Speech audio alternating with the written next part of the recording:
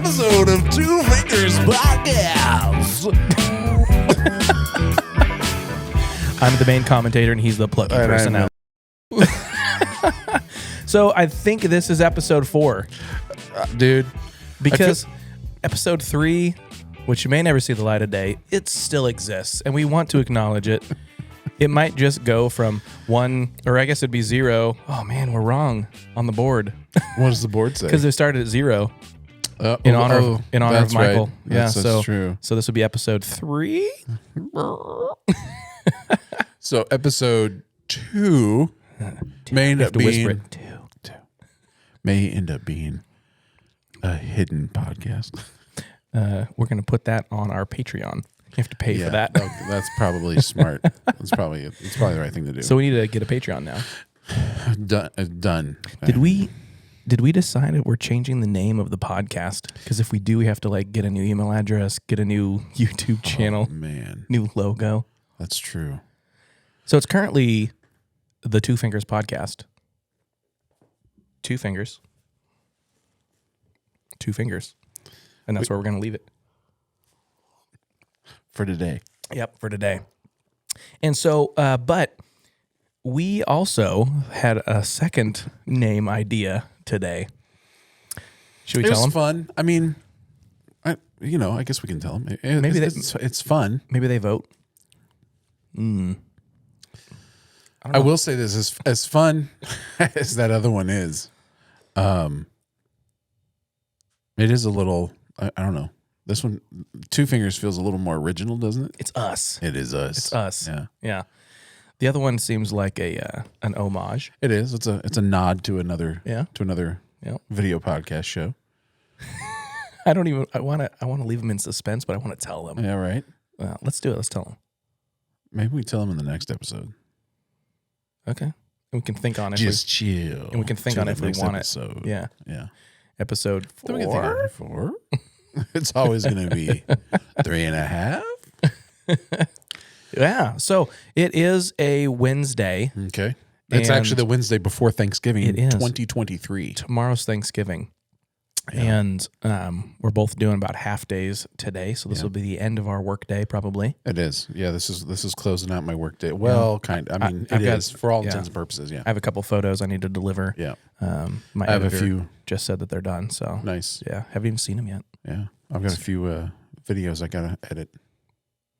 You seem like you edit a lot of videos. I'm editing so many. Yeah. Much videos. I'm editing much videos right now. Many muches. Is there a way for you to easily calculate the hours of delivered content? Easily? Or minutes of delivered content? Shoot. I mean, probably not easily. Because it's kind of like with what I do with photography. I may take, let's say, 100 photos. Yeah. I may deliver 20, right, 50, 70, whatever it is. Yeah. I'm sure it's with you, right? You overshoot, and then you cut out the pieces that you want, move them in a direction that you want. That's right. Music and everything. There's bloopers. Yeah, right. There's the beginning clap scenes, you know, all that kind of stuff. And so I mean, you think about it like this. Like, so I'll just take my most recent shoot that I did over this weekend. That shoot was scheduled from 3 p.m. to 8 p.m. So we were in the studio for 5 hours. Yeah. And out of that 5 hours in the studio, we will probably legitimately only use maybe a total of 30 minutes of what we actually got. Wow. Yeah. There's a lot of setup, outfit changes, lighting takes. changes, color changes. Yeah, and then you got takes, and then you get into a script, and you go, you know what, maybe that script isn't exactly, let's change it a little bit, let's just say this instead of that, and so. A little tweaky. Right. Yeah, You'll probably see 30 minutes of that 5 hour shoot. Yeah. It's the same with my photography. Yeah. You know, I start out telling people, at least for headshots, don't wear your favorite outfit first. Right. You know, because we're going to be dialing in the lights. Yeah. I'm going to be kind of figuring out your face shape and stuff, your smiles, your moods, your hair. That's a great tip. I like that. And then they come back and they look at the photos and go, oh, let's change that. And I don't like this curl. Okay, let's go do it again. So usually the first photo set, every now and then there'll be like a golden apple in there. Yeah. But usually it's just the test stuff. Yeah. So that's the same with video, like especially with people that aren't used to being on camera. Yeah.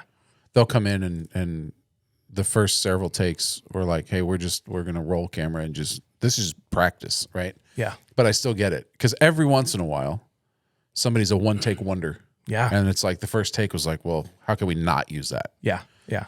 But usually it's by take number, I don't know, 5 that they start loosening it up. Yeah. Yeah. So I was actually just out in the hallway talking to another entrepreneur out there. You know him, real hyper good Irish guy. Oh, yeah. Yeah. He's fun. Yep, he is fun. And we were talking about cooking. And we were sharing some recipes and smoking, jalapeno poppers and steaks and things like that. And he said that there were, and I don't know the lady's name, but she studied under an economist that won the Nobel Prize. So there you go. Figure it out. Put the name in there. You can figure that out. That's enough sleuthing. Yeah. And she, what he told me was that she had a really cool quote where she talked about there's entrepreneurs that are able to scale and there's entrepreneurs that aren't. And after a lot of research, she figured out that the best analogy was kind of like a chef who has a recipe and all the measurements, all the ingredients. They're in a kitchen that they're familiar with, and they have all the tools that they know and love, and they're able to follow the recipe and do it right, and it's amazing. Yep. Then there's entrepreneurs, chefs, that are able to go into a foreign kitchen. They have no idea, the tools, the layout, and everything, and they're like, all right, what ingredients do we have? What do we want to make? I can, envision 4 or 5 things that I can make with this. Let's pick the best one. Right. And I was like, that's kind of a really cool analogy for people to be able to kind of wing it and make something good. Right. It's not that one is better than the other because, like I'm more the wing it chef. Sure. Right. What do we have? Well, let's figure it out. Right. But I always admire the people that are very organized and structured and disciplined, able to do things on a schedule. I'm like, wow, that's a superpower. Yeah. So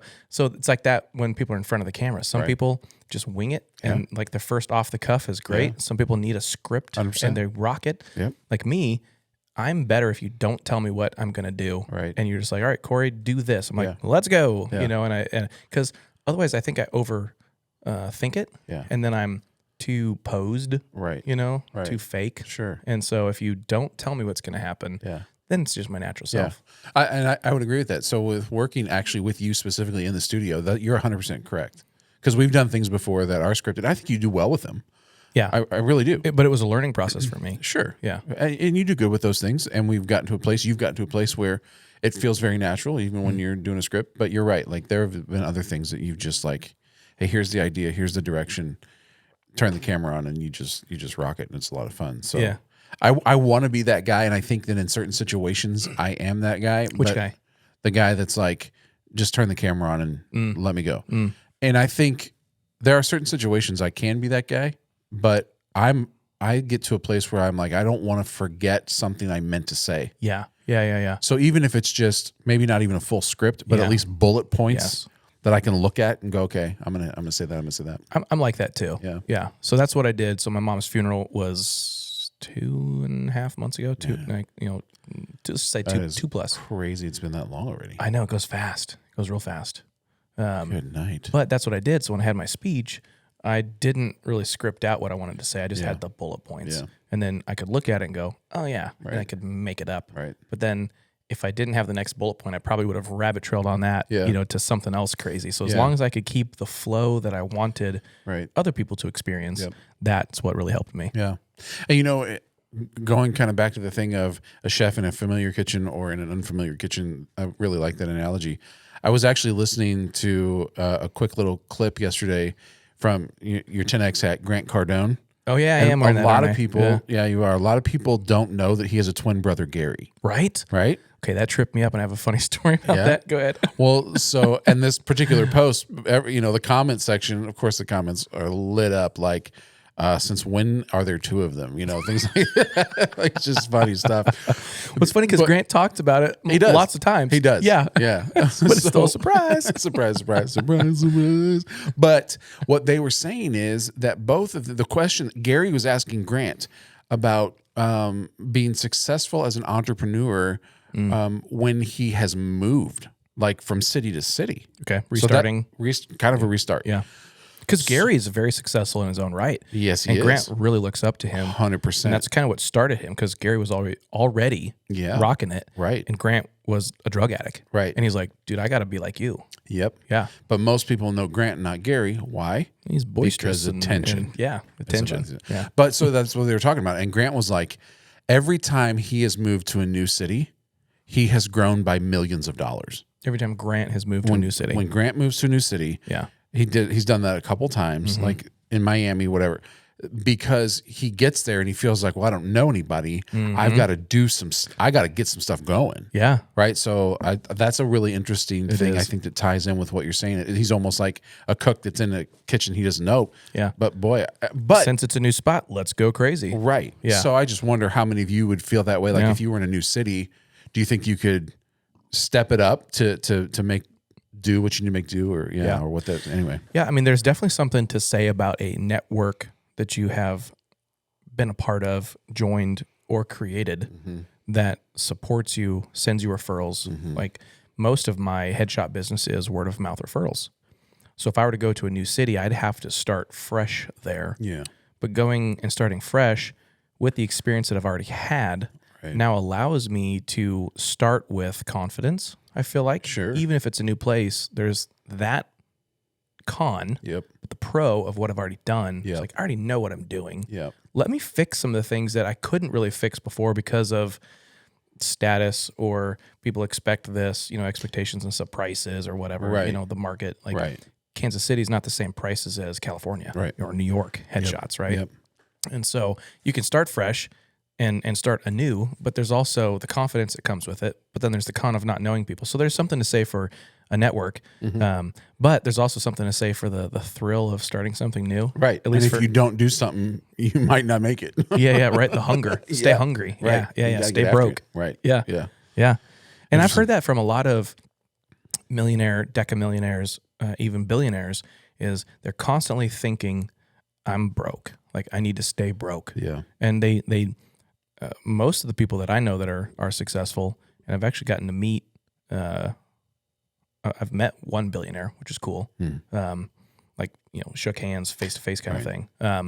But they don't just set their money in an account and just let it do nothing. Like they're like, no, let's buy a thing that does something, so not just an item like a car, but it's or if they do buy a car, they rent it out. Like, can this thing make me money? Passive income, right? Or residual, those kind of ideas. And so real estate is big, just whether, even if it's like simple stocks, right? Something safe, or whatever. Your money is in a place where it's doing something for you. Not just they turn their investment into an asset. Yeah. Truly. Because I mean, worst case scenario, they could sell that thing and get their money back. Yeah. Even if it's at a loss, like they still have some value in the thing itself, Yeah. So, it's really interesting just to see, circling back to the people that are in front of our cameras. Some people are very organized. They need that structure. And it's fun to provide that for them. And then some people are willy-nilly Wild West, and they're able to kind of rock it on the whim. So it's fun too. I know you've probably experienced this before. I do frequently, and I'm actually, without tooting my own horn, I'm kind of proud of it. Wait. It's going to be the wrong horn. It's not the womp womp. What? It's the last one. Thanks. All right. So without tooting your own horn. But I am kind of. There it is. But I am kind of proud of it in a way. And I just experienced it. Right here in the same spot, I just interviewed a business owner here in Kansas City. Yeah. And he had some sweet Nikes. He had some sweet Panda Dunks on. Yeah, they were pretty dope. Actually, they were Dunks. They weren't technically the black and white ones are Panda Dunks. So his were gray and red to match his brand. Yeah. But he had Dunks on, and they were pretty cool. So faded pandas. Yeah. Yeah, sure. Toot your own horn, Phil. So I'm tooting. I'm trying to toot. But when he got up from here, he said to me, when I came in, I was really nervous to do this, to be in front of the camera. I didn't know, what really I was going to say and things like that. But you made this so much fun, and so comfortable, and this was a blast. So I hear that a lot. We've talked. I think you've heard that. People being nervous, and so I think that's just something I want to say to everybody is don't be nervous. Like everybody starts somewhere. Yeah, and I think with our personalities, we kind of have a knack for. We're going to help you feel comfortable so we can get the best version of you, whether it's a static photo or a video. Yeah. That's what we're going to pull out of you, and we're going to make sure that you don't look stupid, or ugly or something went weird or whatever, that we're really going to try to bring you up, because anybody can do it. Like at the end of the day, anybody can do it. Yeah. To bring you to a place where you feel good about the content that you've just created. It's interesting. As you said that, I started thinking of various different people that I could name and I won't, that are artists. So let's say photographers or videographers. I'm thinking of both. Okay. Extreme introverts and not a lot of personality. Yeah. Tons of skill. Yeah. And I can't imagine doing what they do as an introvert because that's hard for them to pull that personality out of somebody, sure, and create that mood if you yourself aren't naturally able to like bring a lot of that personality. Sure. But their work is amazing, and I'm just like, I look at their stuff, I'm like, how did you? Yeah, like I make some good photos because I do stupid fart jokes with people and they laugh, and I capture it at the right moment. Can't capture it right at this biggest smile. You have to be coming down. Like I know that sweet spot. How do they do that without the fart joke? I don't understand. And so, literally, I have a fart joke. He does. That is not a joke. It's a true story about a 7-year-old kid. So, if you want to know the joke, you have to spend a lot of money to come and be in front of my camera to hear the joke. It's a very expensive joke. It's an expensive joke, but it's worth it. It's like I really admire introverts in a creative space. Yeah. You know what I mean? That's a really great point. Yeah. I don't know that I've ever thought of that. That's a good point. I've said for years, I'm not the best artist. I'm not the best business person, but I'm enough to both to do what I do well. To make it happen. Yeah. Because there's so many really good artists that have no idea about business and they're charging a couple $100 for this and they don't make enough money, but they're really good at what they do. That's right. And then there's people that are charging the right amount, but their stuff sucks and they don't do that very long because people don't want to continue to do that. You're not going to pay that premium for crappy stuff. Yeah, I mean, they'll get a few here and there, but it's like, I feel like people, if you're a good artist, you need to go to school and take a business class or mentor under a business person. Yes. Because that's the thing that you're missing. Yeah. If you're really good at business and you want to be a creative, you need to go like sign up for like some sort of clay molding, sculpting class and learn your inner That's right. Leonardo da Vinci. That's right. Yeah, learn all the color palettes and everything. Yeah, right. Yeah, hang out with some hippies. And just I now know what vanishing point means and all that. Up in front of light convergence. Gracious. Shoot. That's funny. I feel like that was chapter 1. Yeah. Ding. We got on this because of the guy in the hallway. Should we maybe pause a second and we're at 20 minutes? Yeah. Start the camera. That's a good break. That was a good break. And we'll be back after this.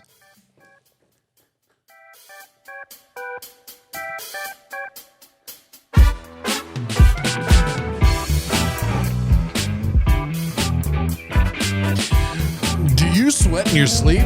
Check out Cialis for men. I have no idea. I'm just making stuff up. If you sweat in your sleep, you need to turn the air conditioner up.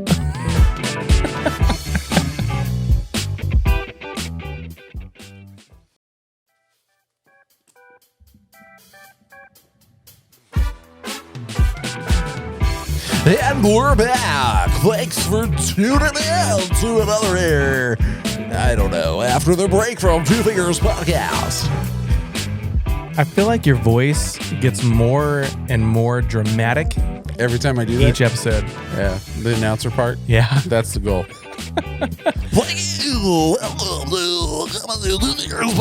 That's what it's going to be. By the time we get to the end, you won't be able to understand a word. Of season 1. And I know that you love that soundtrack. It's your favorite It's my absolute freaking favorite. Yeah.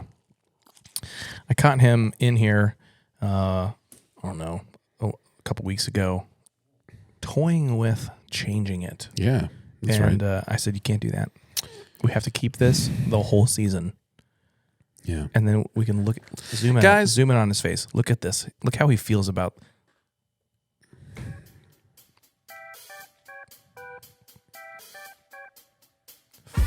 Feel it, Phil. Feel it, Phil. See, that's why I do the announcer voice, because it warrants that kind of announcer's voice with that kind of soundtrack. Welcome back. You just don't want to listen to it, so you're trying to cover it up with your That own. might be. That's yeah.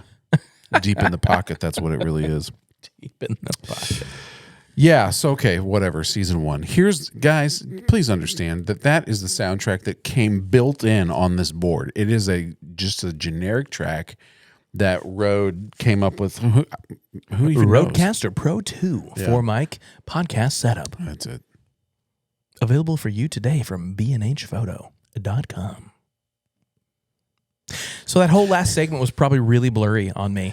Not probably. And definitely, I was a whole fuzzball mess. Yeah. So I don't know how we're going to recover that yet. Just let it go, baby. The artist in you is cringing right now. Let it go. Here, have another drink. Hey, people need to know that we are authentic. We're authentic. And This it is the messes up. 2-Finger Podcast. What happens when the footage is blurry? How do you know where these are? I don't, dude. How did you memorize memorize Did you ever play these? Memory as a kid? With the card game that you turned over and had to like match and I did things? pretty good at it. Yeah, I don't know. Well, It's just did memory, pretty dude. well. Did pretty well at it. Simon says there's one that sounds like a little star twinkle. I think I know where it's at. You want to test my do it. knowledge? Let's do it. First time? Yeah. Star Twinkle. Crickets. Clapping. There's one I forgot what it is. Clapping. Okay. Wah, wah, wah, wah. Let's wait for the applause to die down.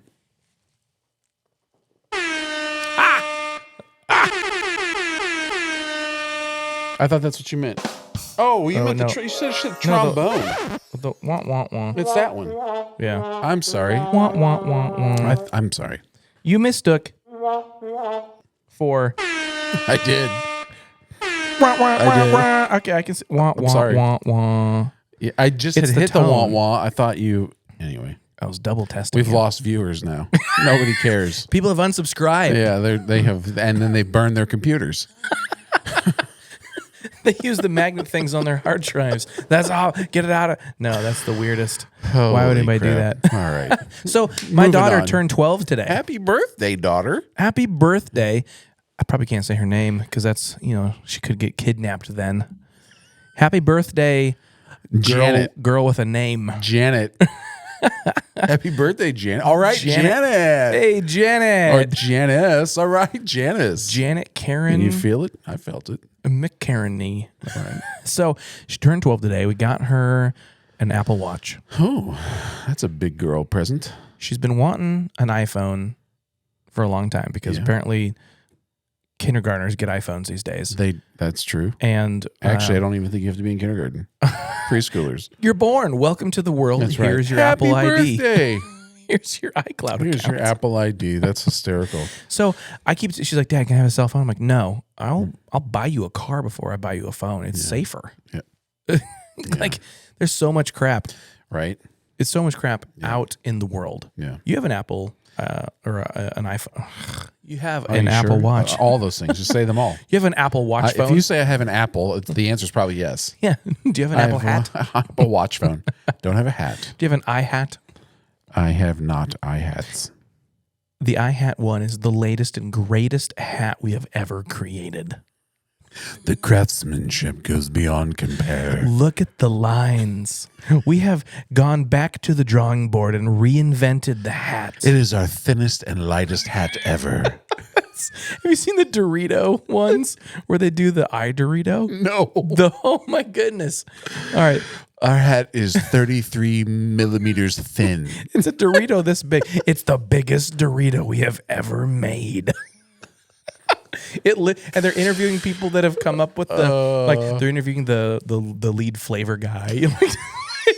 That's awesome. It's hilarious. I love Apple, but some of their stuff is like, okay, the showmanship. how can we make this sound as sexy as possible? I just saw a clip compilation of every Compilation. of of every iPhone. Yeah. And the part where they say, this is our best. Yes. It's like Ever. every time it's every like, time. this is the best iPhone. Of course it is. It's the Right. newest one. And If it's not, could you imagine going to the next one? This is the worst iPhone we've ever this made. iPhone is slightly worse than the last one, but it's still way better than the one before Actually, that. what they're saying is this is the best iPhone we've ever made. Means we haven't changed much, but you're still gonna buy it. That's what it is. And my favorite. So I worked at Apple. I drink the Kool-Aid. I love Apple products. The Tim Apple products are way better than what's now. I feel like Steve. Sorry, Tim is now. Sorry, yes. I was going to say that's what I was you thinking. are about ready to offend an entire section of people. Screw them. They can be offended. That's not me, y'all. That's him. The Steve Jobs. I'm Apple, a Steve Jobs guy all the way through. I love the Steve Jobs Yeah. Apple products. They were innovative and minimalistic. They didn't Right. care about what other companies did. Right. I feel like what is happening now, though, is still good quality. It's trying to keep up with and do things that other companies have done. Right. They're still good, but they're doing things like no one wanted the freaking touch bar at the top of their MacBook. No. Like we did It's that for annoying. the videographers. No one's No, you gonna didn't. scroll No, you didn't. or do that through. Like, did you ask anybody? So I'm sure they did not. so I worked at Apple. Yeah. Actually, I worked there when Jobs was still alive. Yeah. And I worked there when Tim was alive, and it definitely there was a little bit of a culture change. So I say that to show you that I truly do like Apple. Right. But I left Apple because the camera in the Google Pixel was far superior, and as a photographer, that mattered to me. And the iOS was really close to the Apple iOS. Yeah. The look and feel, the usability, the swiping, like it was very close. Yeah. And it was a lot cheaper. Right. And it was Yeah, broke yeah, at the time. right. So I think it was like $1,000 at the time versus $300 Oh yeah. For sure. for a superior camera, which is what I cared about. Yeah. So I switched to that, and I realized, wow, where am I going with this? What were we talking about? You started with your daughter's birthday. Yeah, it was right after that though. We were talking about. Hold on, wait. I got that one right. You did. You did. Oh man, shoot.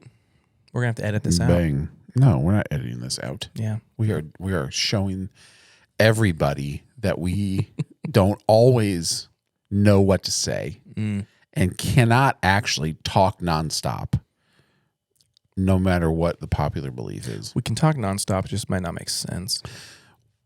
Talk just to hear yourself talk. Yeah, we don't want to do that.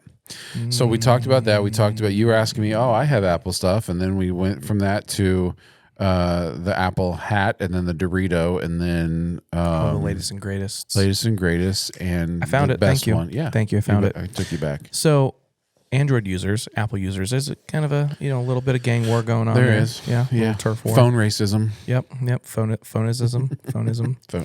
And it's funny to us Android users now that Apple's doing basically what the Android users have been doing for the last few years. And so we're all like, yeah, we told Which you. is what?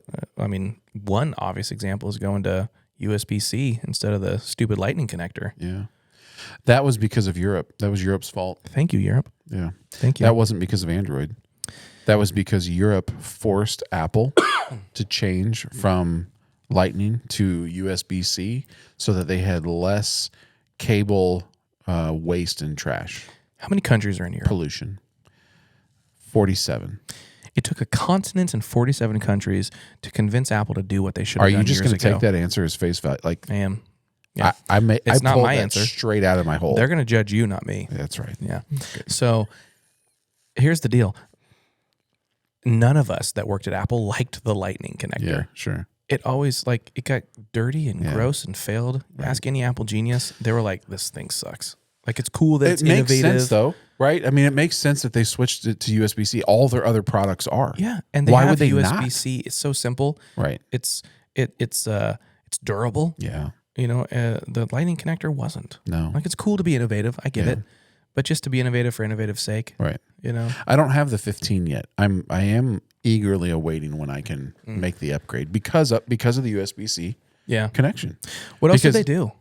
What else? Well, so I know with the 15, like obviously, the camera and all that, the software for the camera is all latest upgraded. and greatest. It's the latest. It's the best iPhone they've ever made, right? But yeah, so just with the camera and what the technology can do with the software and things like that.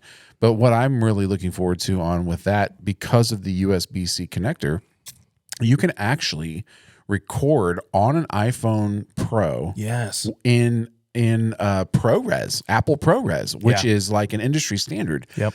The thing is that there's so much information there. If you almost have to have like an empty iPhone with nothing on it, like you don't use it. So you can connect it to an external hard drive, 100%. which I thought was That's really what cool. I'm looking forward to. Yeah. You could get a little terabyte that's smaller than the phone and just Velcro it to the back, click it in, boom, and you're off to the races. And it's not like you recorded it and then you transferred it. Right. You're recording two. That's right. Yeah. Straight to the hard drive. That's really cool. Straight to the hard drive. That's really cool. So yep. That's cool. Other than that, the phones looks like it's the same as the 14. Yeah. Like, Yeah. Yep. Let's be for real. So, do you remember the old school apps like the lighter? yes. And you're like, watch this. No, I got a gun. I think one of the first ones that I downloaded was called Topple. What's that? I don't Topple remember. was like you stacked these bricks, these blocks on top of each other to see how high you could stack them before they fell over, before they toppled. I don't remember that one. Yeah.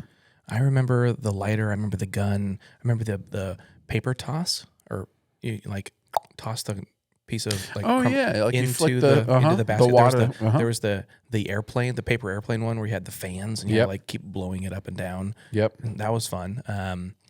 There's a tank. Tank was really cool. You shoot the Right. That one's still pretty popular, but man, that was old school. Like if I were to show my kids, check out this app. It's a lighter. Yeah. They'd be like, "What?" You know another big one? Tap Revolution. Yes, I remember that one. Yeah. Anyways, whatever. Can Apple. you still get lighter? I'm sure there's a version of it somewhere. Oh, I bet there's like Now it's you swipe versions. up and you hit the little button that says flashlight. Flashlight. Or so, I don't know. I remember the flashlight ones. It would make the screen really bright in different colors. That was your flashlight because there was wasn't it. a flashlight. There was no light on the other side. There was no It was flash. the screen. That's right. Yeah. We're old. We're old. What are we doing? What are we talking about? Where are we? What day is it? Well, so I was going to ask you. You got an Apple Watch. Yeah. I'm pretty integrated into the Apple world. Yeah. Is there Watch, a way? iPad, What's the computers. best way to protect your child from predators, from accidentally seeing things that they shouldn't? Because there's so many ads and crap out there. Right. But not like restrict them. Like I want them to be free to grow up, but I also want them to be safe. Yeah. And it's like I'm not just gonna drop my kid in the middle of New York City and like leave. Right. But if I can protect them in this World Wide Web. Right. Tell me about that. I'll tell you what I You have know. older kids. I do have older kids. Yeah. But here's the thing, and this is where it's going to be slightly different, is my kids do have Apple Watches. Well, my girls do. My son does not. He did for a while. He doesn't really wear a watch, so he didn't find it useful. But they have phones as well. And so your phone is connected to your watch. Yeah, so my daughter's watch, just for context, my daughter's watch is now connected to, we bought a family iPhone. So it's our home phone now. Yeah. And so any text messages that she gets goes to that, and vice versa, as well as our son. He doesn't have the watch. He just uses the phone. So it's kind of like, open source, texting. So I feel like that's like all right, the family's going to be seeing whatever you're doing. Right. So we can keep an eye on it. Yeah. So what I appreciate about Apple is they have this whole thing called screen time. Yeah. And so you go into the, and I've got it, I'm looking at it right here. If you go into the Screen Time app, you'll be able to add that profile onto Screen Time as, part of the family. So my daughter, Janice, Janice. her Janice. her screen time profile will be seen. Janice's different from the phone. It'll actually, that I don't know that. It's okay. The only one I've ever noticed, if it's tied to the phone, it'll probably show up as family phone or whatever you've named that phone. Yeah. You could go into the Apple Watch app and change the name of her Apple Watch to Janice's Apple Watch, but the account that it's tied to is the family phone account. If I'm wrong, tell me I'm wrong. But that's how I know it because to when we be. set it, so it's a family phone.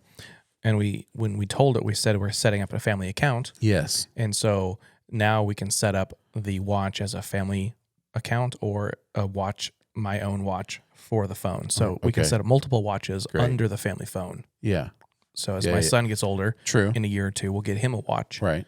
And then my other daughters. Right. So I think you're tracking. You'll have to see how that comes up, because I only have experience with the watch tied to my kid's phone. Mm-hmm. So then I can go in and I can set downtime hours to say it's not going to do things that I don't want you to do after 10 this time or whatever. Right. I can set those hours. Yeah. I can limit, like there's a whole app limits section that I can go and say, this app is always off limits or what have you. Then there's a place where you say this is always allowed no matter what. So there's good times for that to say mom and dad are always allowed.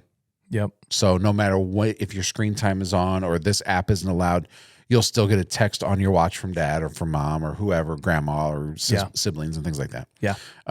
So there's just a lot of features within that help you.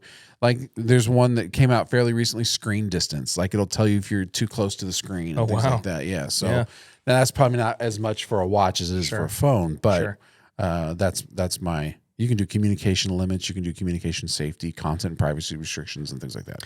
So what's your thought on too much parental control versus too little? Where do you fall? Man, that question is full of lots of things. I think at the end of the day, some people hate that phrase, at the end of the day. But I think the stance that we've taken is that as your father, currently I am your protector. Okay. I want you to become a contributing member of society. Like that's my goal for you. That'd be nice. Right? That's my goal for you. Yeah, yeah. And so as I'm thinking that direction for you when you're younger, let me back up. So in that vein, it's all about I'm not looking to just add rules and regulations to your life. That's not my goal for you. Yeah. I want you to be able to operate within the freedoms that we all can experience, but I have to understand how that relates to you on maybe not even necessarily what your age is, but who you are as a person. Because look, I know adults that act like children. Absolutely. Right. So I have to understand where you're at on this journey, and also know, and age does play into it. Absolutely.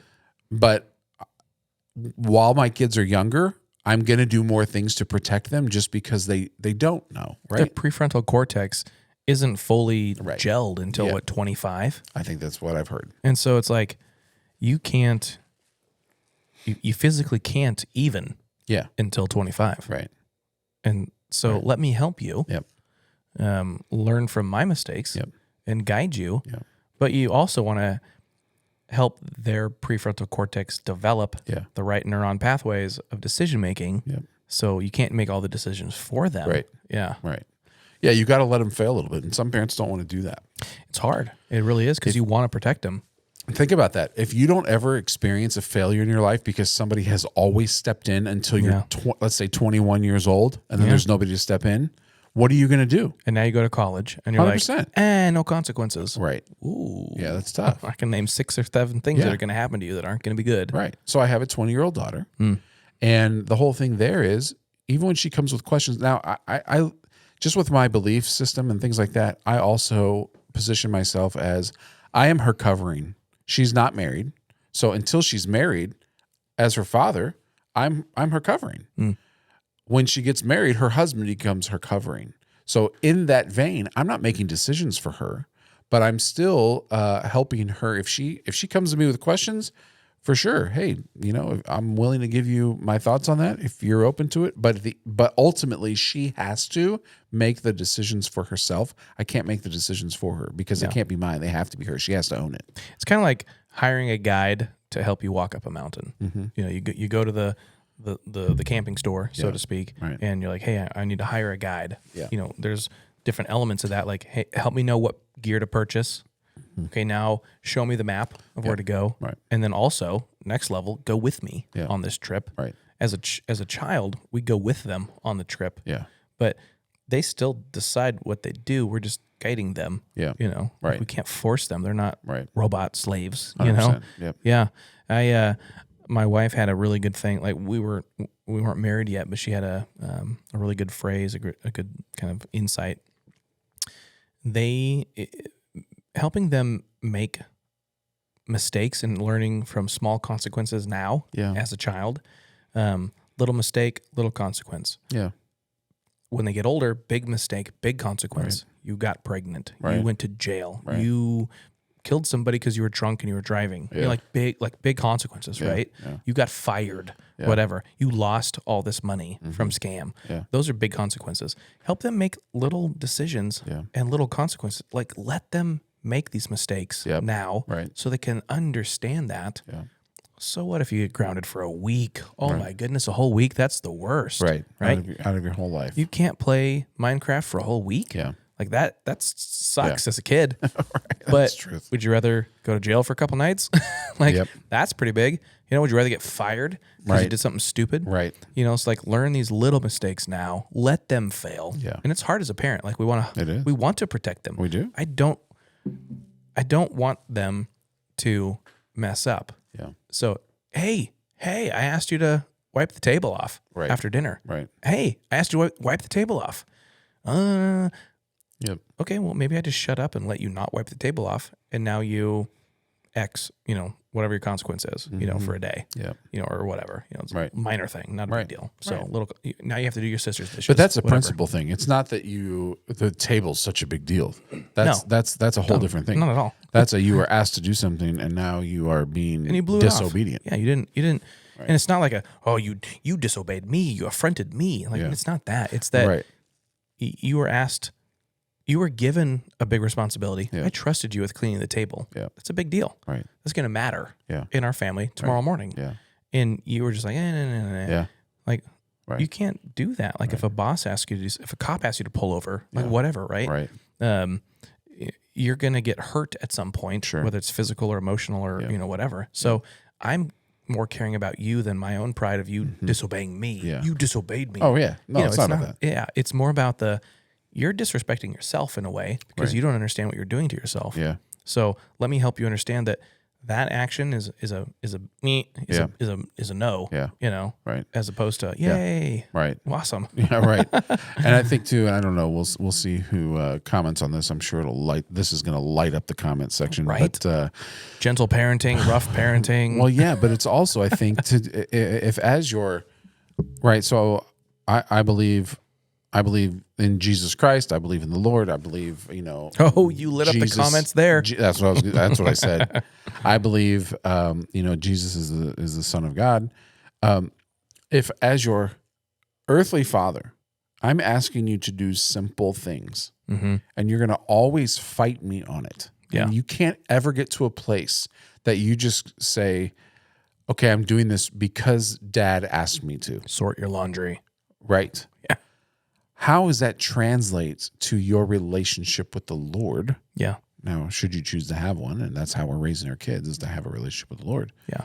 But if it's always the Lord asks you to do something, your heavenly Father asks you to do something, and you always have to push back and always have to, always.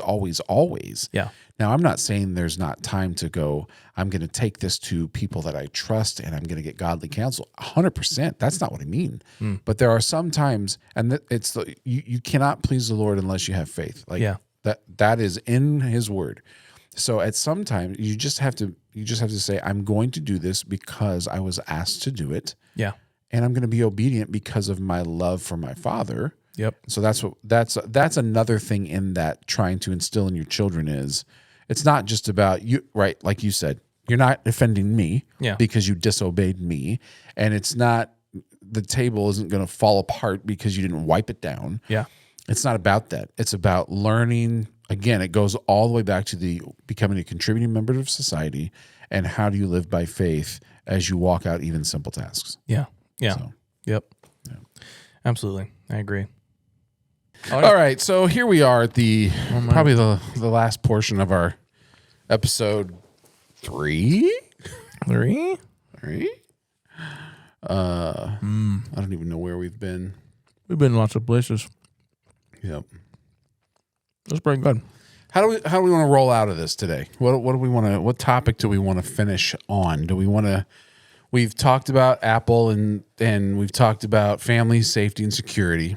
We've talked about business. We've talked about creative. We've talked about being in front of the camera. We've talked about all that stuff. Do we want to talk about?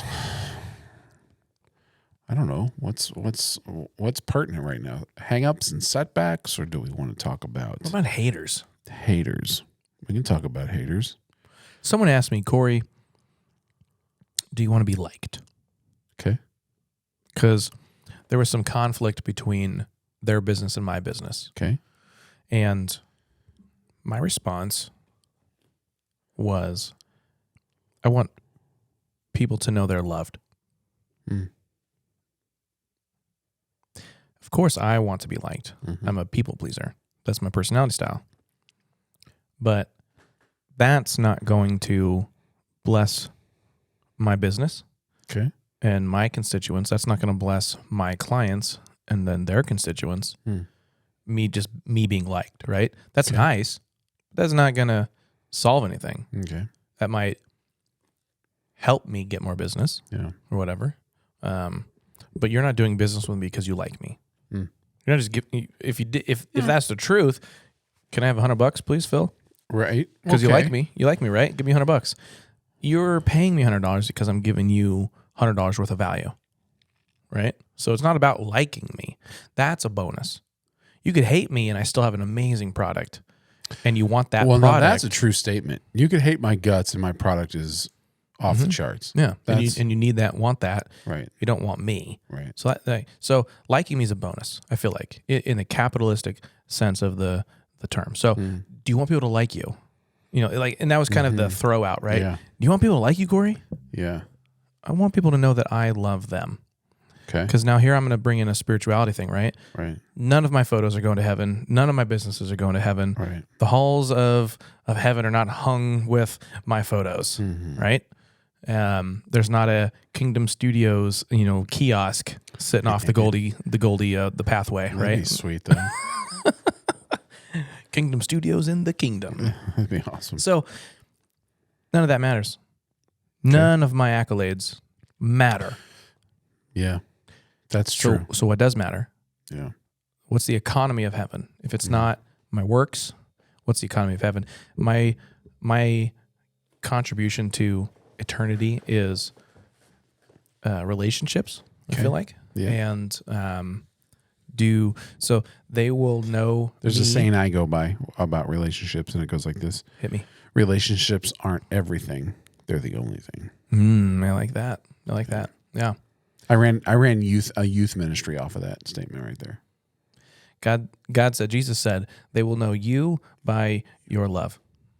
So if I love people, they're going to go, why do you love me? Well, I love you because I was first loved. Right. Someone loved me. Yeah. Well, who loved you? Right. Jesus loved me. Yep. That at my worst, he saw my best and he saved me from my worst, Right. so that I could grow into my best.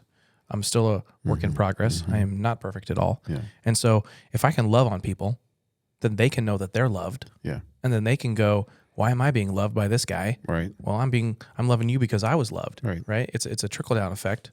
And the ultimate love comes from the ultimate lover, which is Jesus, who loved us enough to give up everything to save us. Sure. But in his power, he didn't give up a thing because he's a badass. And he kicked Satan's butt. That's right. And he said, you can't hold me down.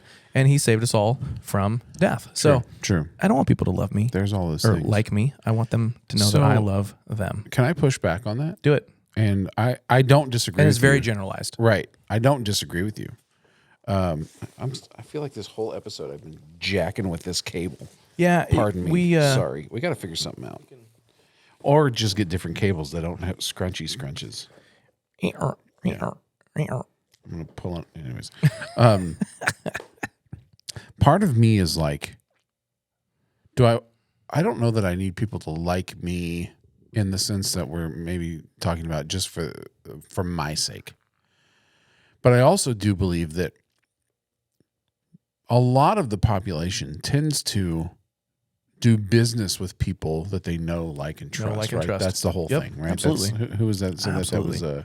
not Covey. Who said that? No idea, but it's No, like, totally and trust. true. It's in a book. Yeah. It's in a book. Is it? Who is it? Zig Ziglar? Ziglar, something like that. You know, one of those guys. Stephen Covey. Yeah, Yeah, I one don't of those guys. I mean, was it How to Win Friends and Influence People? I don't know. Right. Yeah. Yeah. I think so. So anyways, whatever. Yeah. And it's a very good. I mean, that's a true statement, right? Yeah, Yeah. it is. No, so in that like, sense, trust. right? In that sense, if people think I'm an absolute douche canoe, like, they're not going to want to do business with me. Probably not.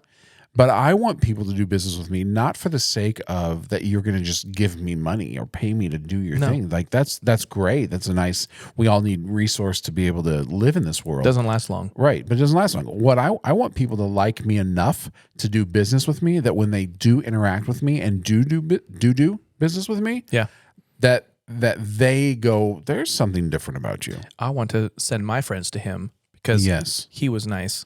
Right. He gave me a good quality. Yeah, and let's be for real here. Like, ultimately, like, I'm the same as you. Like, my end game is not making dollars.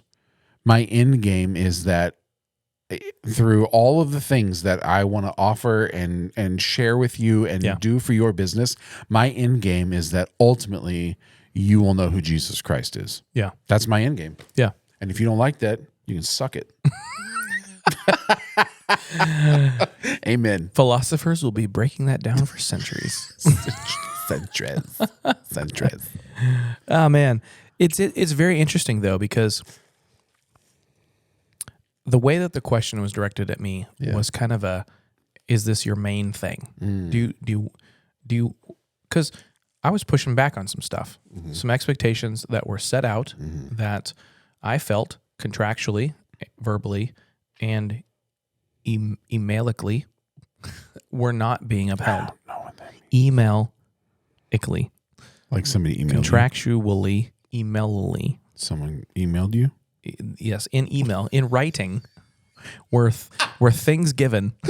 Were emailically. That's a word now. So- whether it was before. Anyways. Merriam-Webster said that if someone understands what you're saying, it is a word. I like that.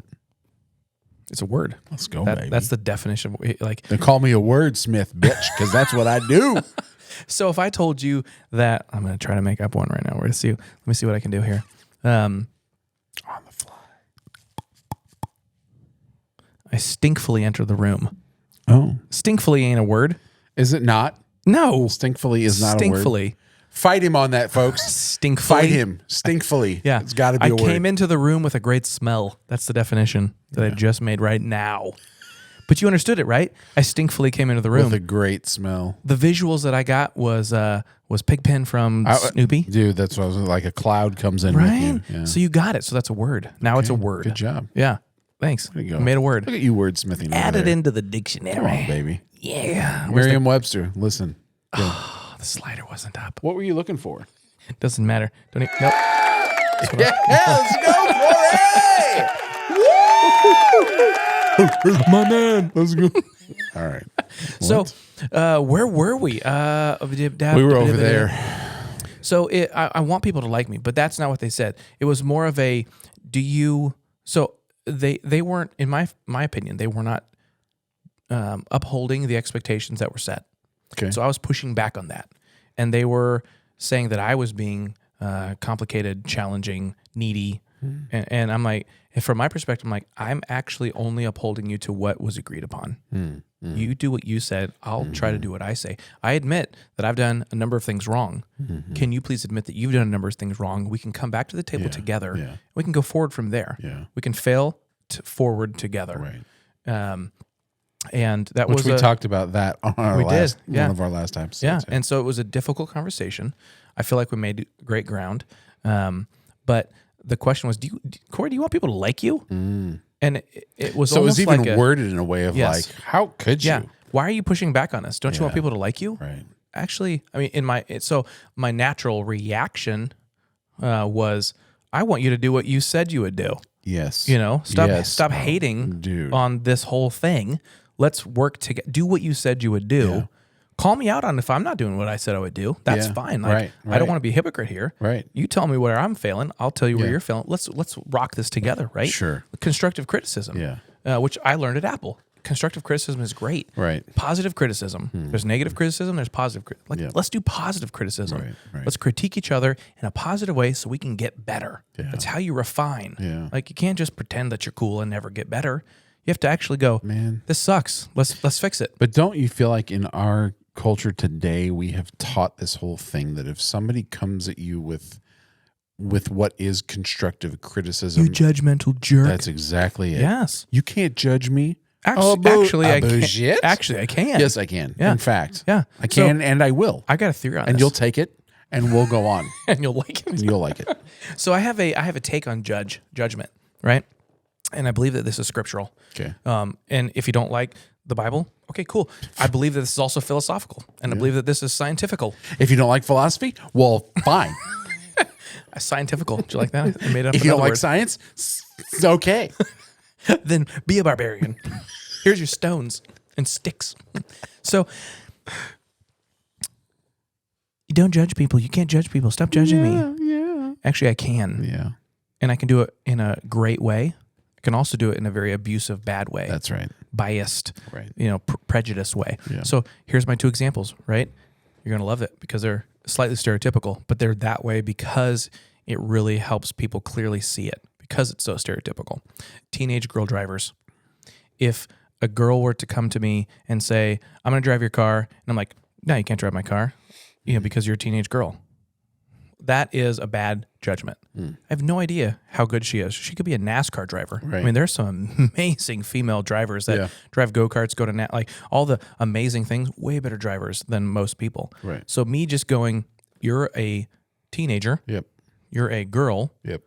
no, two stereotypes. That's a bad judgment, right? But if I were to watch a teenager who's a girl drive a car, she's texting, she's swerving, she almost hit people, she ran a stop sign, didn't even think about it, and then she were to pull up into my parking lot and say, hey, can I drive your car? Pull up. No, you can't drive my car. Why not? Because you're a teenage girl driver. Because you suck. Well, so they'd be like, oh, you're judging me because I'm a teenage girl. No, I'm judging you based on your actions of what I saw based on truth. Right. So that's different. Yeah. There's a prejudice and then there's a factual based judgment. A judge judges based on facts. But hold on, here's the thing too, because if we go, you're a teenager, let's take that one. We can remove you're a female out of it. I know a lot of people like to go, well, if you're a female driver, you're like, let's take that one out of it. Teenager. Yeah. Because of the laws that we have, chances are you have not been driving very long. Correct. You are inexperienced. Yeah. And because I know what it means to be inexperienced, I'm going to make a judgment call based off of your inexperience, and I don't want you driving my car. Sure. So you can do that, I feel, with a law of averages, a good conscience, if you don't know them at all. Yeah. You can say, based on the law of averages, you're probably not a good driver. Without knowing anything about you, I'm going to say no. Right. Which is what mortgage lenders do, banks, when they loans.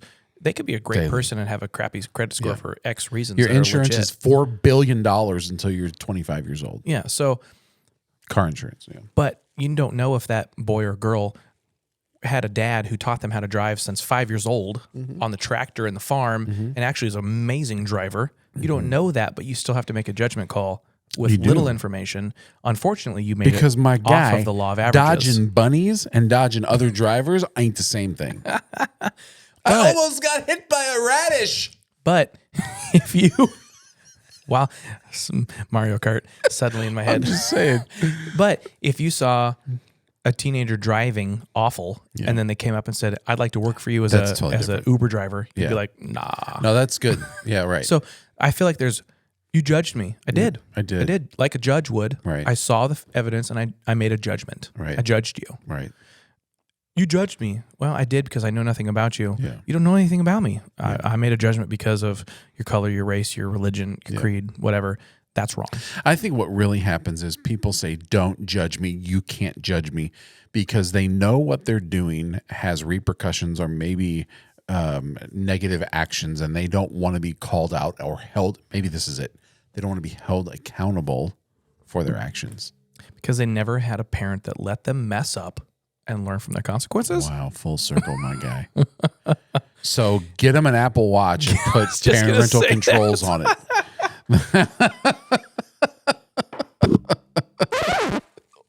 What the hell are you looking for? Back to my knowledge of the board. He is amazing at the memory game. It's so dumb. That's amazing. That's good stuff, man. Wow.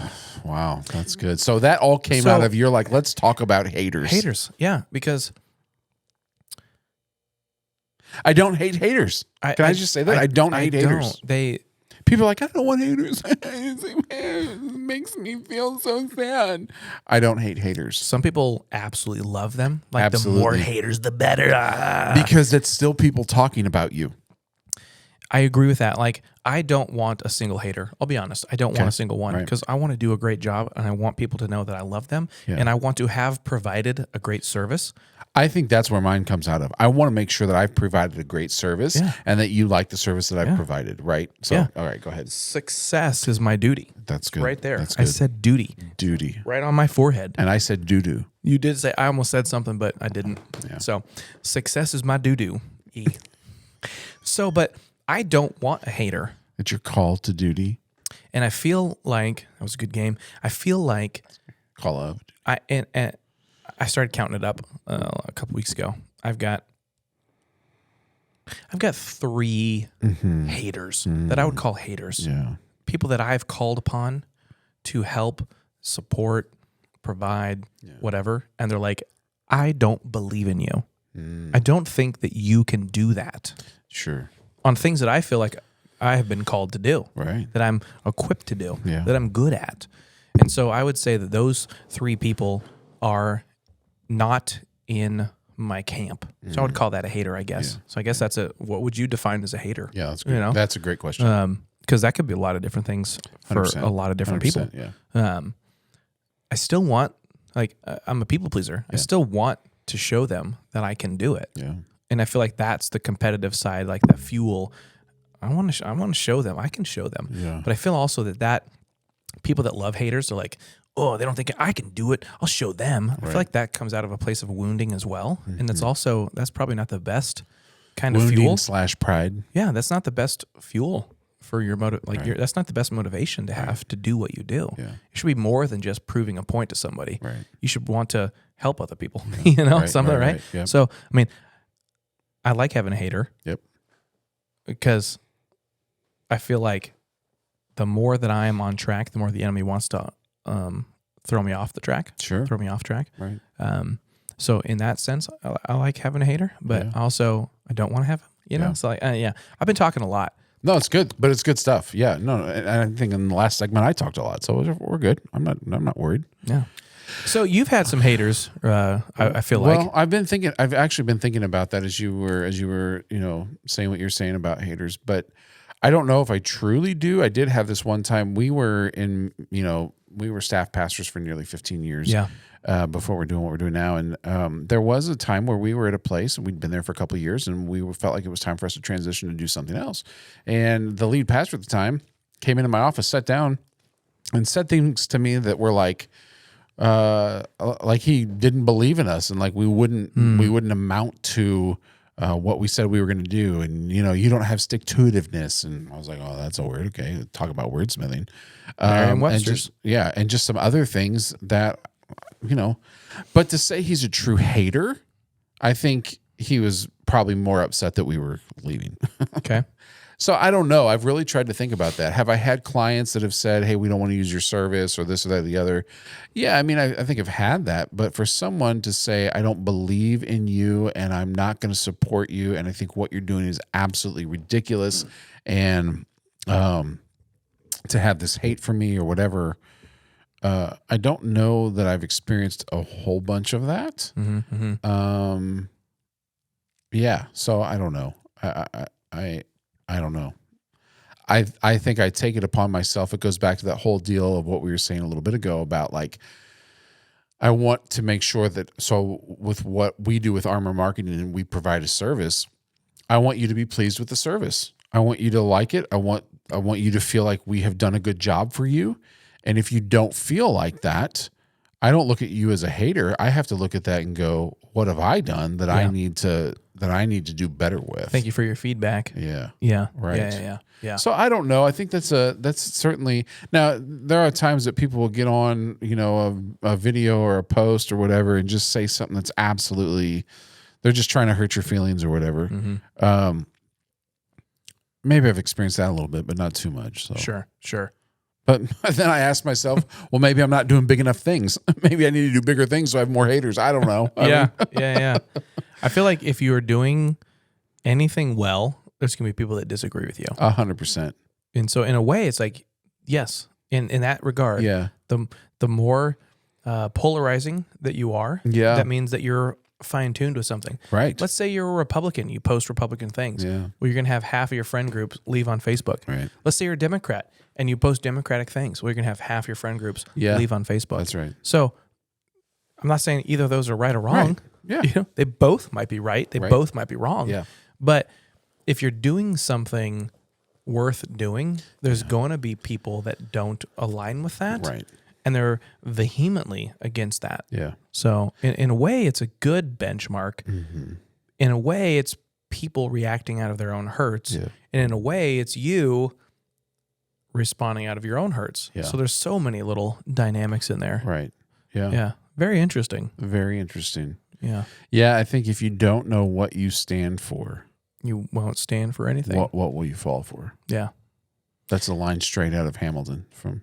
Yeah. So there is an original quote there. I think so. I think that's if you don't stand for anything, you'll fall for everything. Yeah. I think, and I forget who said that. I forgot. I'm so sorry. Tell us who said it.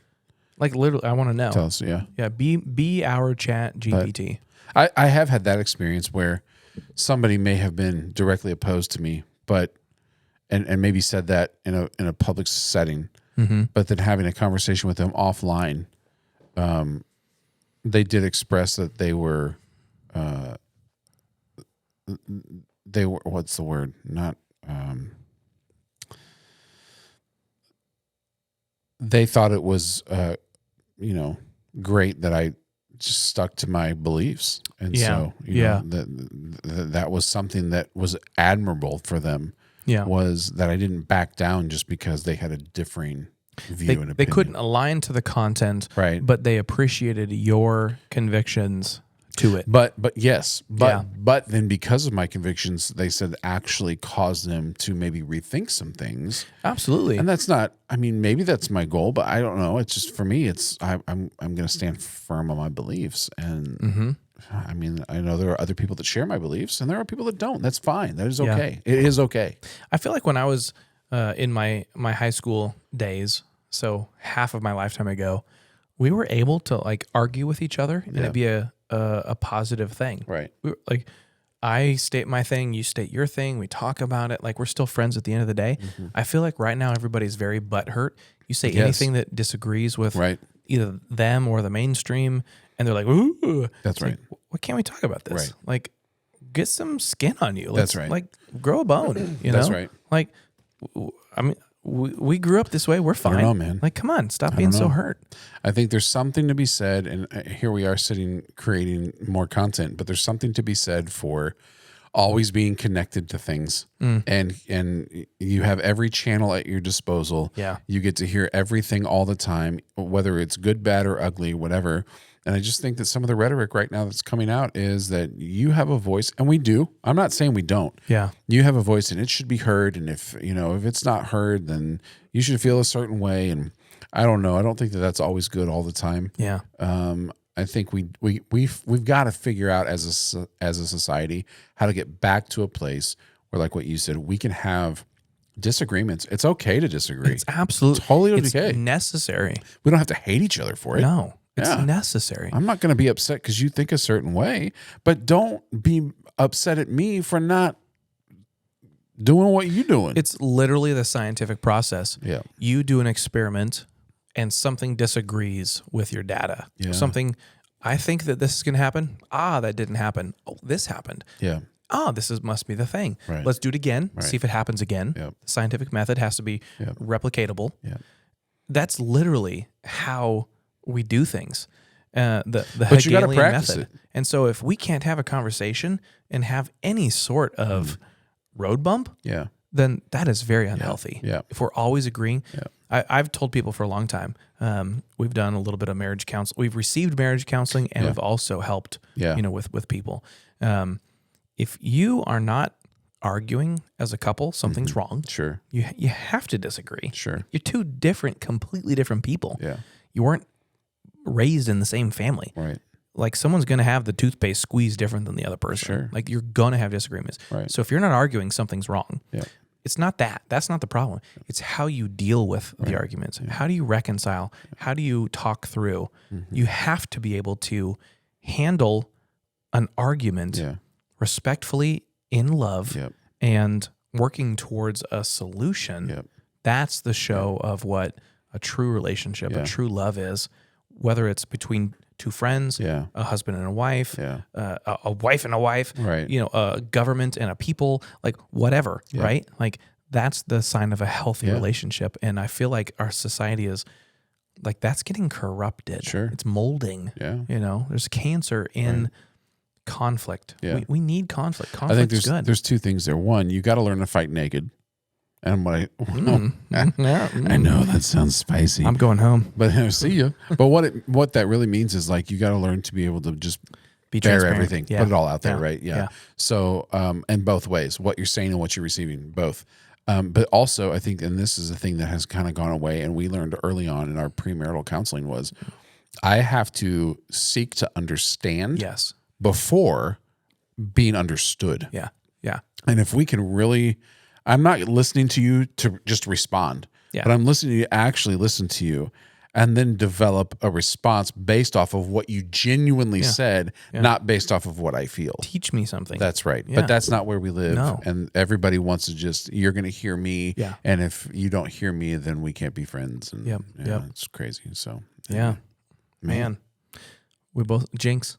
Yeah. 1, 2, 3, 4, 5, 6, 7, 8, 10. Good conversation, man. You owe me a Coke. I will give you Cokes. I don't know the last time I drank a Coke. Well, everybody, we want to say thanks for joining us on Two Fingers Podcast again today, whatever episode it is. 3? Yes. See you next time. We appreciate you, and check the description below for our sponsors. All right. Peace out, everybody. See you next time.